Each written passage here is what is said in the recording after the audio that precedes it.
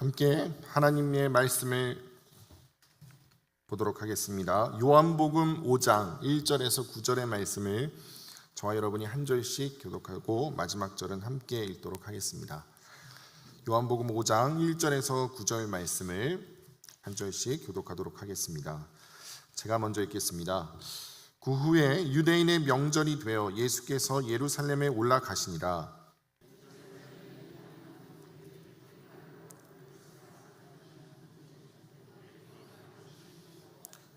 그 안에 많은 병자, 맹인, 다리 저는 사람, 혈기 많은 사람들이 누워 물의 움직임을 기다리니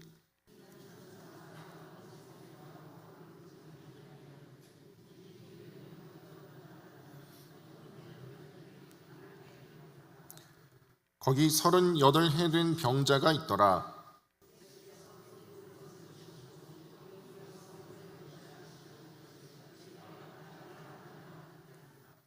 병자가 대답하되 주여 물이 움직일 때에 나를 못에 넣어주는 사람이 없어 내가 가는 동안에 다른 사람이 먼저 내려가나이다.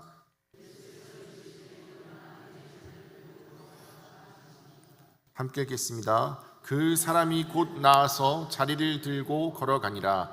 이 날은 안식일이니. 아멘.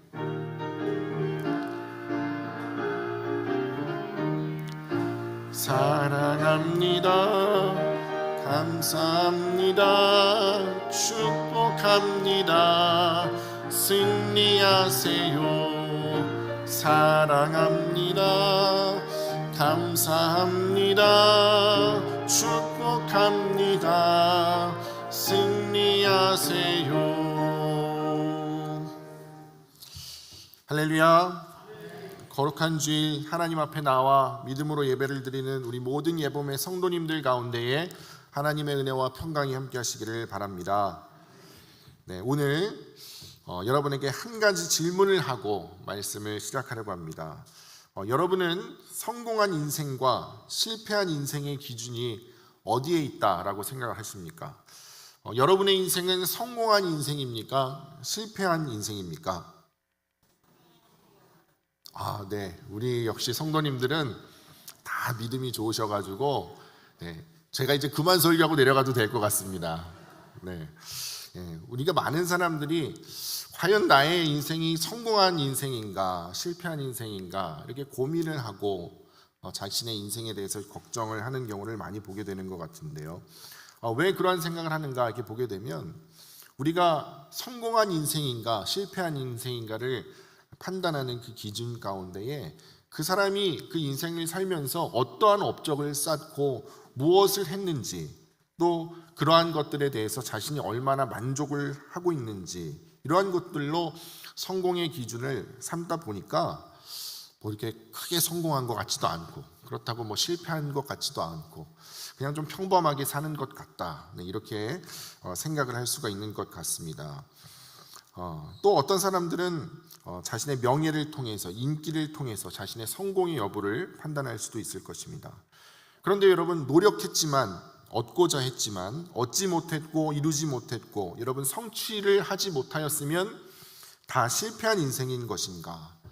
우리가 그러한 생각을 한다면 나의 생은 이번은 망했나 보다 이 생 망인가 보다 라고 하면서 모든 것을 다 포기한 자의 모습으로 하루하루의 삶을 살아갈 수도 있을 것입니다. 그러나 여러분 성경은 우리가 성공한 인생을 살고 있는가 실패한 인생을 살고 있는가를 판단하는 기준으로 우리가 인생에서 쌓아올린 업적이다 행위들을 통해서 평가하지 않는다라고 하는 것입니다. 성경을 보면 아무리 나라를 부강하게 만든 왕이라 할지라도 그 왕이 하나님의 은혜를 떠나 살게 되어지면 그 왕을 향한 하나님의 평가가 굉장히 박하다는 것을 알 수가 있습니다. 그렇다면 여러분 성경은 우리의 인생의 성공의 기준이나 실패의 기준을 어떻게 삼고 있을까요? 성경은 우리의 인생의 성공이나 실패의 기준을 그가 하나님을 참으로 경외하는 삶을 살았는지 혹은 그가 참으로 이 땅에 오신 예수 그리스도를 만났는지 그리고 예수 그리스도가 허락하여 주신 그 은혜로 매일의 삶을 감사와 기쁨으로 살아가고 있는지로 그 사람이 성공한 인생을 살고 있는가 실패한 인생을 살고 있는가를 평가하는 것입니다. 다시 한번 물어볼 필요가 없겠네요. 네, 여러분은 성공한 인생을 사신 분이십니까? 실패한 인생을 사시는 분이십니까? 할렐루야. 네, 우리 성도님들은 모두 주님 앞에 성공한 인생을 사시는 여러분들인 줄 믿습니다. 네, 하나님의 성전에 나와 예배를 드리는 우리 모든 성도님들 가운데에 하나님께서 날마다 붙들어 주시고 승리하게 하여 주시는 그 은혜가 있기를 바랍니다. 네, 오늘 이 베데스다 연못에서 예수님께서 38년 된 병자를 만나 주시는데요, 이 38년 된 병자는 세상의 관점으로 봤을 때는 실패한 사람처럼 보일 것입니다. 그러나 그의 인생 가운데 예수님이 찾아주시고 그에게 은혜를 베풀어 주심으로 말미암아 그의 인생이 새롭게 변화되어지고 그의 인생이 성공한 인생으로 변화되어지는 것을 우리는 말씀을 통해서 살펴볼 수가 있습니다. 여러분, 38년 된 병자를 찾아가셨던 그 예수님의 은혜가 오늘 이 시간 저와 여러분 가운데에도 함께 하시기를 주님의 이름으로 축원합니다. 이 베데스다라고 하는 연못에서 예수님께서 이 38년 된 병자를 만나 주셨는데, 이 베데스다라고 하는 연못의 이름은 무슨 뜻이냐면 자비의 집, 은혜의 집이다, 이런 뜻을 가지고 있습니다. 여러분, 이 베데스다 연못은 어떤 곳인가? 제가 조금 찾아봤습니다. 우리 사진을 하나 보여주시면 감사하겠습니다. 이 영상을 보는 게 사실은 더 좋은데 이 저작권이 아무래도 있다 보니까 찾지는 못했고요. 집에 가셔서 베데스다 연못 이렇게 치시면은 성지순례를 다녀오신 아주 많은 분들의 좋은 영상들이 있는데 보다 정확하게 보실 수 있을 것입니다. 이 베데스다 연못은 어떤 곳이냐면 기드론 골짜기에서 흘러나오는 빗물을 모아서 예루살렘 성전에 물을 공급하던 곳이라고 합니다. 그런데 이 못이라기보다는 이 빗물을 가두어 두던 곳이었기 때문에 오히려 저수지에 가까웠다, 이렇게 말을 하고는 하는데, 그런데 여러분, 이 베데스다라고 하는 것은 어떤 용도로 사용이 되어졌던 곳이라고 하냐면 본래 성전에 제물을 드리던 양을 씻던 곳이었습니다. 그래서 이 베데스다 연못에서 제물을 씻고 그 제물을 드리고, 오늘 성경에 보면 양문이라고 나오죠, 그죠? 그 양들이 지나다니는 문입니다. 그래서 양문을 지나서 성전에 들어가서 그곳에서 이제 제사를 드리게 되는 것입니다. 나중에 이 모형도가 있는데요, 한번 제가 보여드렸으면 좋았을 뻔했는데 한번 찾아보시기를 바랍니다. 크기가 어떻게 되어 있냐면 50m 곱하기 60m 크기로 된 연못이 두 개가 함께 붙어 있는 쌍둥이 연못입니다. 깊이가 대략 20m가 되는 못이었다라고 하는데, 오늘 이 성경 말씀에도 보면 연못 주변에 행각이 몇 개가 있었다고 나오죠? 5개가 나온다, 이렇게 있는데, 이 행각이라고 하는 것은 정자 같은 것입니다. 그래서 이 행각이 5개가 있었다라고 하는 것은 연못의 규모가 상당히 컸을 것이다라고 하는 것을 예상할 수가 있고, 실제로 확인을 해보시면 상당히 큰 규모의 연못이었다라고 하는 것을 알 수가 있습니다. 그런데 여러분, 이 4절 말씀을 보니까 그 연못에서 신비한 현상이 나타나고 있었다라는 겁니다. 우리 4절 말씀을 함께 읽어보겠습니다. 시작. 이는 천사가 가끔 못에 내려와 물을 움직이게 하는데 움직인 후에 먼저 들어가는 자는 어떤 병에 걸렸든지 낫게 됨이러라. 네, 이렇게 설명을 하고 있는데, 여러분 4절 말씀을 오늘날의 관점에서 생각을 해보면 실제로 이 베데스다 연못은 저수지와 같은 곳이라고 하지 않았습니까? 그래서 이 물이 어떻게 움직여서 그 안에 들어간 사람들이 병을 치료받는 것이냐, 이게 정확하게 설명하기가 상당히 어려운데, 그래서 그 당시 사람들의 어떤 잘못된 믿음의 형태로 인해서 사람들이 그곳에 들어가면 병이 낫는다고 생각을 했을 수도 있고, 또 성경의 말씀 그대로 예수님 당시 어떠한 신비한 현상들이 그 실제 못에 나타나고 있었다라고도 생각을 해볼 수가 있겠습니다. 그래서 어쨌거나 그래서 많은 병자들이 그 연못 가운데 치유함을 받기 위해서, 병을 낫기 위해서 찾아왔다라고 하는 것입니다. 그런데 그 연못가에 찾아왔던 그 병자들 가운데에 어떠한 병자들이 있었는가라고 하는 것을 살펴보니까 3절 말씀에 이렇게 이야기를 하고 있습니다. 함께 읽어보겠습니다. 시작. 그 안에 많은 병자, 맹인, 다리 저는 사람, 혈기 많은 사람들이 누워 물의 움직임을 기다리니. 3절 말씀에 보니까 많은 병자들이 몰려왔는데, 특별히 그 많은 병자들 가운데에서도 어떤 병자들에 대해서 언급을 하고 있는지 보니까 첫 번째 등장하는 사람이 맹인이었다라고 하는 겁니다. 맹인. 여러분, 이 맹인 그리고 다리 저는 사람, 혈기 많은 사람, 이렇게 세 종류의 병자에 대해서 이야기를 하고 있는 것을 보게 되는데, 여러분 이들은 어떤 사람이냐면 여러분 한번 생각을 해보시기 바랍니다. 물이 움직일 때 그곳에 들어가야지, 먼저 들어가야 병이 날 수가 있어요. 그런데 여러분, 소경은 물이 움직이는 것을 볼 수가 있습니까? 없습니까? 없죠. 그러니까 다른 사람들보다 먼저 그 연못에 들어가기가 상당히 힘들었던 사람이라는 것을 우리가 예상을 할 수가 있습니다. 절대로 자기 자신의 힘만으로는 그 연못에 들어갈 수가 없습니다. 다리 저는 사람은 어떻겠어요, 여러분? 소화불량에 걸린 사람이나 감기에 걸려서 베데스다 연못가에 온 사람보다 먼저 뛰기가 힘들었을 것입니다. 마찬가지로 혈기 마른 사람이라고 되어 있는데, 이 원어로는 이 혈기 마른 사람이 크세로스라고 되어 있는데 손발이 마른 상태를 말한다고 합니다. 그래서 다른 번역본에서는 이 손발이 마른 사람, 혈기 마른 사람을 중풍병자라고 이렇게 설명을 하기도 합니다. 여러분, 중풍병자가 어떻게 여러분 피부병에 걸린 사람보다 그 연못에 빨리 들어갈 수가 있었겠냐라고 하는 것이에요. 그것은 불가능하다라고 하는 것입니다. 그래서 여러분, 이 세 부류의 사람들은 어떤 사람들이라고 생각해 볼 수가 있냐면, 절대 자기 자신의 힘으로는 먼저 연못에 들어갈 수 있는 사람이라고요? 없는 사람이라고요? 없는 사람이 바로 이 세 부류의 사람이었다라고 하는 것입니다. 그래서 여러분, 이 베데스다 연못은 그 이름과 같이 자비가 넘치고 은혜가 넘치는 곳이었어야 함에도 불구하고 실제로는 베데스다라고 하는 그 이름과 전혀 어울리지 않는 현상들이 나타나고 있는 곳이었다라고 하는 거예요.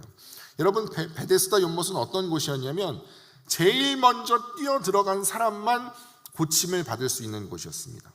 이 얘기는 무슨 얘기냐면 경쟁에서 승리한 사람만이 그곳에서 병고침을 받을 수가 있었다라고 하는 것입니다.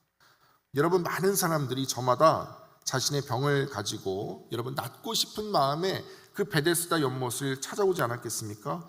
그럼에도 불구하고 모든 사람들이 그곳에서 다 치유받을 수 있는 것이 아니었기 때문에 다른 사람들이 들어가려고 하면 어떻게 되는 것인가요? 그 사람의 머리끄댕이를 잡던, 달려가는 사람의 발을 걸어서 넘어뜨리건, 발로 차버리건, 아니면 앞 사람의 바지를 내리건, 어떻게든지 그 사람을 저지해야만 내가 먼저 들어가서 나음을 얻을 수 있는 장소였다라고 하는 것입니다. 그러니까 여러분, 이 베데스다라고 하는 곳은 은혜의 자리가 아니라 오히려 약육강식의 사회였다라고 볼 수 있고, 또 부익부 빈익빈의 사회에 가까운 곳이었다라고 하는 것을 알 수가 있습니다. 그런데 여러분, 심지어 이곳의 규모가 컸다고요, 작았다고요? 컸잖아요. 여러분, 큰 규모의 못에 사람들이 들어가는데 저마다 먼저 들어가려고 하는데 누가 먼저 들어가는지 과연 파악이라도 할 수 있었을까? 이런 생각도 듭니다. 그래서 이 정도라고 한다면 사람들이 가지고 있던 그 연못에 들어가면 병이 낫는다라고 하는 그 생각도 잘못된 미신이 아니었을까라고 하는 것도 한번 생각을 해보게 됩니다. 그런데 여러분, 그러한 곳에서 예수님께서 38년 된 병자를 만나 주시는 것입니다. 여러분, 이 38년 된 병자는 누구냐면, 좀 전에도 말씀드렸듯이 나 자신의 힘으로 구원을 얻기 위해 최선의 노력을 다 해본 것입니다.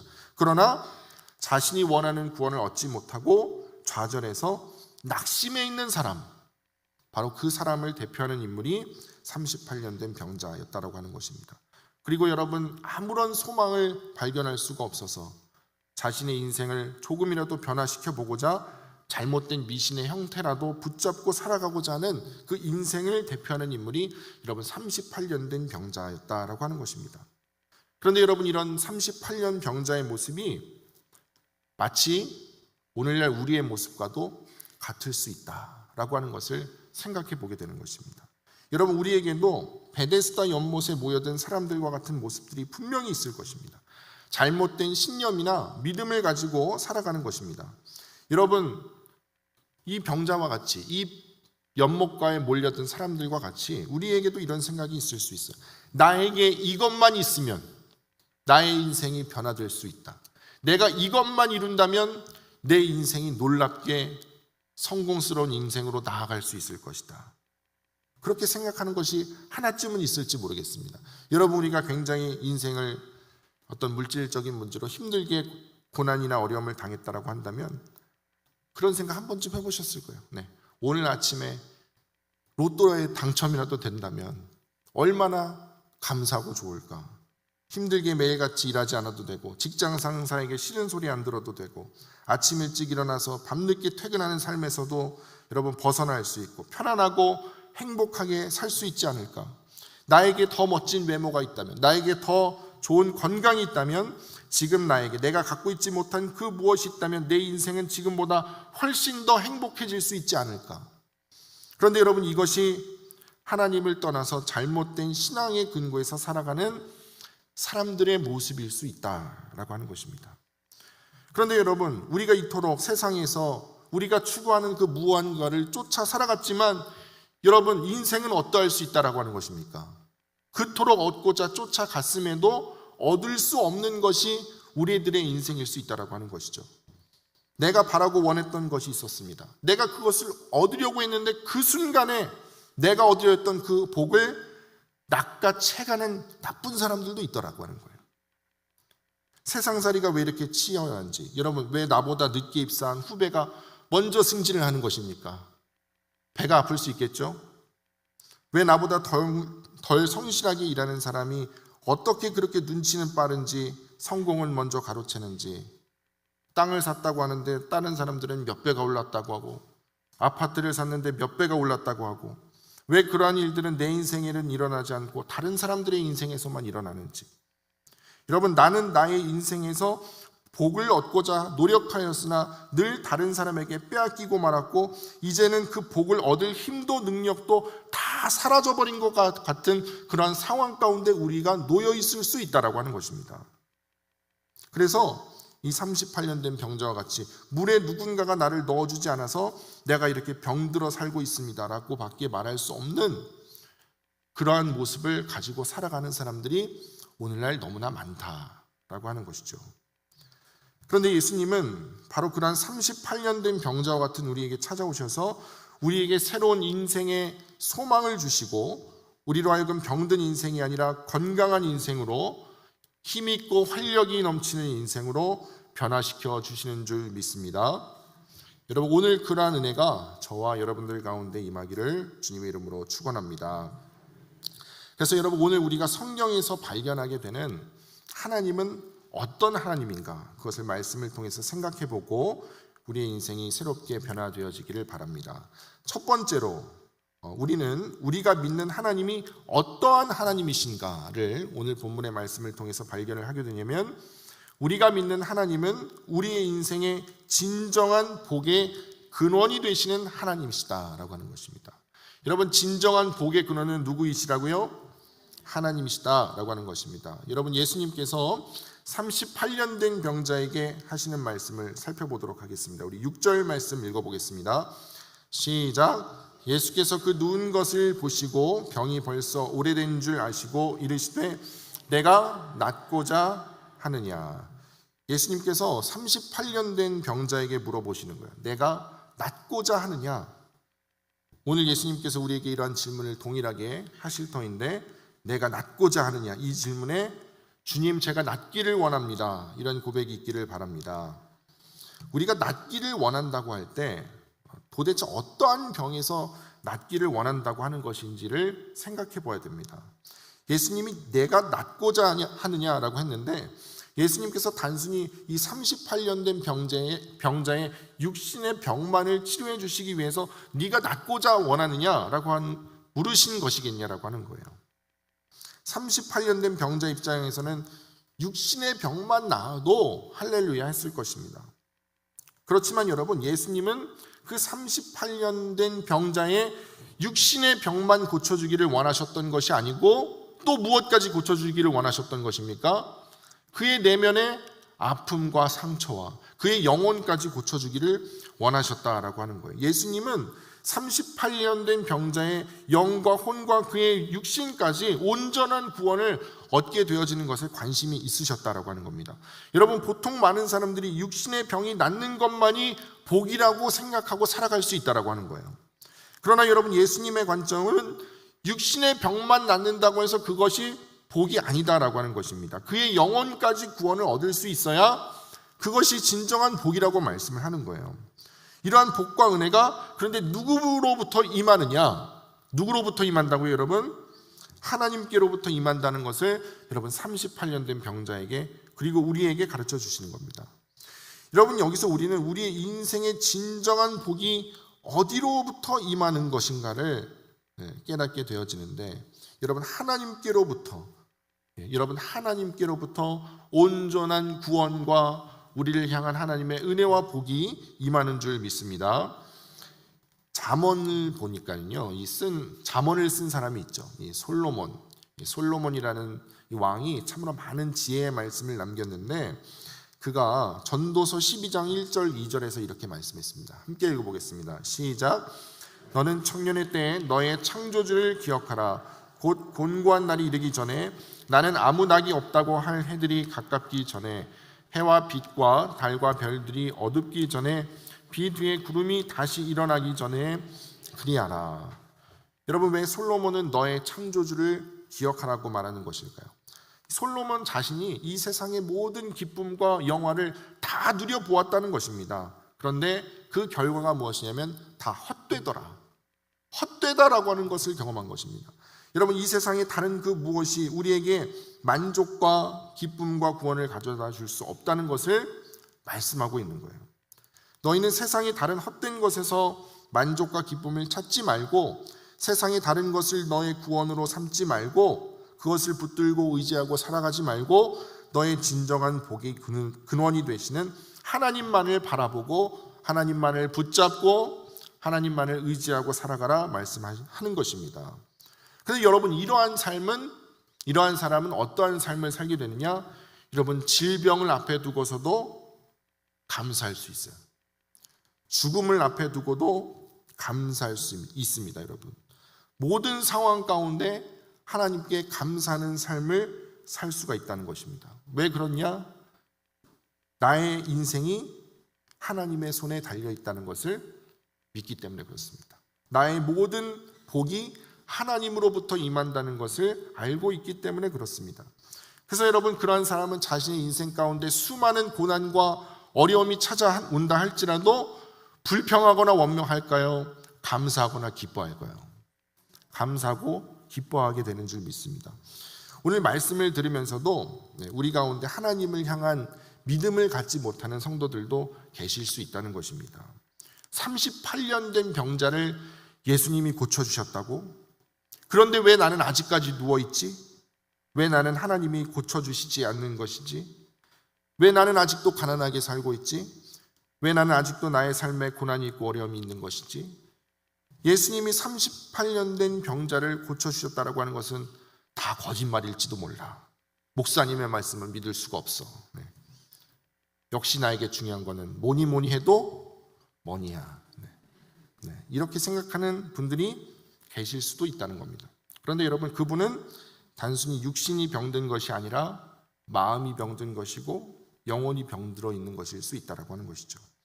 여러분, 우리가 38년 된 병자를 고쳐주시는 예수님의 모습을 통해서 깨달아야 하는 것은, 여러분, 그럼에도 불구하고의 믿음이 우리에게 있어야 한다라고 하는 것입니다. 자, 저를 따라해 주시면 감사하겠습니다. 그럼에도 불구하고 주님을 신뢰합니다. 여러분, 생각해 보시기 바랍니다. 병에서 낫고 나서 그 몸으로 죄를 짓는 일들 가운데 빠르게 달려간다고 생각해 보시기 바랍니다. 그 병에서 고침을 받은 것이 어떠한 유익이 그 사람에게 있었겠느냐라고 하는 거예요. 예수님이 말씀하시거든요. 마태복음 5장 27절에서 우리 30절 말씀 함께 읽어보겠습니다. 없나요? 제가 읽어드릴게요. 예수님이 뭐라고 말씀하셨냐면요, 이런 말씀을 하셨어요. 간음하지 말라 그랬어요. 간음하지 말라.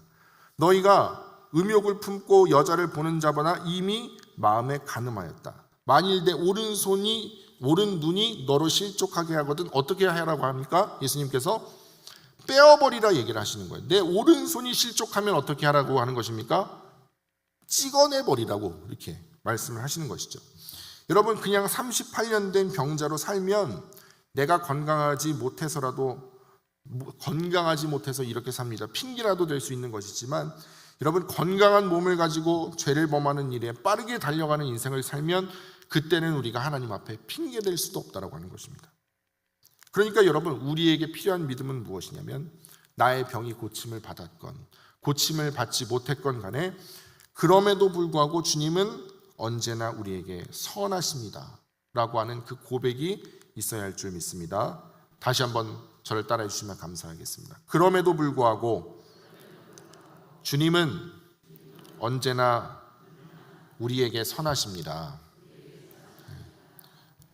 비록 나의 삶이 힘들고 어려운 인생 가운데 놓여 있다 할지라도 선하신 주님이 언제나 나의 인생을 붙들고 계시기 때문에 나는 항상 감사하리라, 주 안에서 기뻐하리라. 여러분, 이러한 믿음을 가지고 살아가는 우리 모든 성도님들 되시기를 바랍니다. 두 번째로 우리가 성경에서 발견하게 되어지는 하나님은 어떤 하나님이냐면 우리가 믿는 하나님은 우리에게 순종을 요구하시는 하나님이시다라고 하는 것을 깨닫게 됩니다. 저를 다시 한번 따라해 주시면 감사하겠습니다. 하나님은 우리에게 순종을 요구하십니다. 우리 8절 9절 읽어보겠습니다. 자, 시작. 예수께서 이르시되 일어나 내 자리를 들고 걸어가라 하시니 그 사람이 곧 나아서 자리를 들고 걸어가니라. 아멘. 네. 예수님께서 여러분 38년 된 병자에게 뭐라고 말씀하셨죠? 네, 일어나 내 자리를 들고 걸어가라. 그랬더니 여러분 38년 된 병자가 보인 반응이 어떻다는 것입니까? 곧 일어나서 자리를 들고 걸어갔다, 이렇게 이야기를 하고 있습니다. 여러분, 곧 일어나서 자리를 들고 걸어갔다라고 하는 것은 어떤 의미가 있는 것이냐면 38년 된 병자가 예수님의 말씀에 즉각적인 순종을 했다라고 하는 것을 보여주고 있는 거예요. 여러분, 38년 된 병자가 내 자리를 들고 걸어가라고 하는 예수님의 말씀을 듣고 하지 않은 것이 두 가지가 있습니다. 여러분, 무엇을 하지 않았을까요? 첫 번째로 이 38년 된 병자는 너가 일어나서 자리를 들고 걸어가라고 할 때 예수님의 말씀을 의심하지 않았어요. 38년 된 병자가 내가 38년이나 병자로 살았는데 내가 일어나 걸어갈 수 있다고? 저 사람 미쳤나? 그런 생각을 하지 않았다는 겁니다. 그렇게 생각했으면 여러분 의심하고 고민하다가 벌써 몇 초가 지나갔겠죠. 그런데 여러분 그 몇 초의 사이에 내가 일어날 수 있다라고 하는 그 믿음도 사라져버리고 마는 것입니다. 사탄 마귀는 그 몇 초의 사이에 우리의 생각을 사로잡아서 예수님의 말씀을 낚아채버리고 마는 것입니다. 여러분, 주님이 자리를 들고 걸어가라 말씀하시면 나는 일어나 걸을 수 있다는 믿음을 가지고 일어나시기를 바랍니다. 여러분, 주님이 할 수 있다라고 하시면 할 수 있다라고 믿고 하나님의 말씀에 순종하시는 거예요. 두 번째로 여러분, 38년 된 병자가 예수님의 말씀을 듣고 하지 않은 것이 무엇이냐면 38년 된 병자는 자신의 인생을 포기하지 않았다는 겁니다. 내가 38년이나 이렇게 살았는데 이제 와서 일어나면 뭐합니까? 아이고, 죽을 날도 얼마 남지 않았는데 주님, 저는 그냥 이렇게 살다가 가렵니다. 그런 생각을 하지 않고 38년 된 병자는 주님이 일어나라고 하실 때 일어났다는 거예요. 자기의 인생을 포기하지 않았다는 겁니다. 여러분, 이 38년 된 병자가 언제부터 고통을 당했을까 한번 생각해 보시기 바랍니다. 태어났을 때부터 병자였으면 이 사람은 몇 세예요? 38세. 청소년 때부터 38년을 아팠으면 뭐 한 50세 됐을 수도 있고, 그죠? 청년의 때부터 아팠으면 뭐 한 20살, 30살부터 아팠으면 뭐 60세, 70세 되었을 수도 있는데, 여러분, 주님이 60세 때 일어나라고 했건 70세 때 일어나라고 했건 80세 때 일어나라고 했건 여러분 100세 때 일어나라고 했건 그때가 언제건 간에 여러분 주님이 일어나라고 하시면 일어나라고 하는 그때에 어떻게 하면 된다고요? 네, 일어나면 되는 겁니다. 의심하지 말고 걱정하거나 염려하지 말고 주님이 일어나라 하실 때 여러분 순종하여 일어나시는 여러분들 되시기를 바랍니다. 그러니까 38년 된 병자는 그 말씀을 믿고 즉시 순종하여 일어났습니다. 자기의 기존의 삶의 방식이나 태도를 버리고 주님의 말씀을 의지하여서 순종하여서 일어났다고 하는 것입니다. 그 다음에 여러분 이 38년 된 병자가 어떻게 되었느냐? 여러분 일어난 다음에 어떻게 했다고 하죠? 걸어갔다는 거예요. 걸어갔다. 걸어갔다라고 하는 것은 여러분 단순히 앞으로 갔다, 뭐 뒤로 갔다 이런 것을 얘기하는 것이 아니라 여러분 여기에 우리가 신앙적인 의미를 좀 담아서 생각해 보는 것이 좋을 것 같습니다. 주님의 말씀을 따라 걸어갔다. 여러분 우리는 이렇게 이해하는 것이 좋을 것 같습니다. 예수님이 이제는 너의 방식대로 내가 살아왔던 모습대로 살지 말고 이제는 나의 말씀에 의지하여 살라고 말씀하시는 거예요. 내가 걸어가라고 하면 걸어가고 내가 멈추라고 하면 어떻게 해야 되는 것이죠? 멈춰야 되는 것입니다. 여러분 찬양 가사 중에 이런 가사가 있죠. 주님 말씀하시면 내가 나가리라. 주님 뜻이 아니면 내가 멈춰서리라. 나의 가고 서는 건 주님 뜻에 있으니 오 주님 나를 이끄소서. 여러분 그 다음 가사가 뭐죠? 뜻하신 그곳에 나 있기 원합니다. 이끄시는 대로 순종하며 살리니 연약한 내 영혼 통하여 일하소서. 주님 나라와 그 뜻을 위하여 오 주님 나를 이끄소서. 여러분 이 찬양의 가사와 같이 여러분 예수님께서도 우리에게 말씀하시는 것이 무엇이냐면 이제부터 너는 너 자신의 법대로 살지 말고 뜻대로 살지 말고 누구의 뜻대로? 하나님의 뜻대로 예수 그리스도의 뜻대로 그 말씀대로 살아라 말씀하시는 것입니다. 주님이 여러분 내 말씀대로 살라고 하시면 내가 붙잡고 의지하고 있던 것 내가 추구하던 삶을 내려놓고 이제는 내 힘으로 내 능력으로 살려고 했던 모든 것들을 다 내려놓고 이제는 내가 주님의 말씀을 따라 순종하며 살겠습니다 라고 하는 그 고백이 저와 여러분 가운데 있어야 한다라고 하는 것입니다.